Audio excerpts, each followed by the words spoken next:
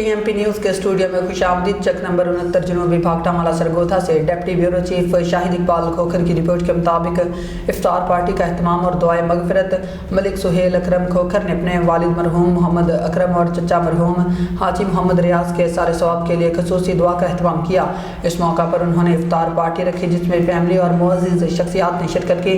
शुरका ने मरहूमीन के लिए दुआए मगफिरत की और अल्लाह ताला से दुआ की कि मरहूमीन को जन्नतुल फिरदौस में आला मकाम अता फरमाए और लाहिकीन को सब्र जमील और अजर अजीम अता फरमाए। शिरकत करने वाली शख्सियात में बाबा मोहम्मद असलम खोखर, फौजी मोहम्मद इकबाल खोखर, मलिक गुलाम रसूल खोखर, साकिब रियाज कराची, मिस्त्री अबू बकर, अतीक असलम खोखर, गुलशन इकबाल खोखर, मोहम्मद फयाज, मलिक फैसल और रियाज। और इस इफ्तार पार्टी में खोखर वेलफेयर ऑर्गेनाइजेशन पाकिस्तान की जानिब से चेयरमैन मलिक मोहम्मद रमज़ान खोखर और वाइस चेयरमैन मलिक अरशद इकबाल खोखर ने खुसूसी शिरकत की। इसके अलावा दीगर मुअज़्ज़िज़ अफराद भी मौजूद थे जिन्होंने दुआ में शरीक होकर मरहूमीन के साले सवाब के लिए दुआ की।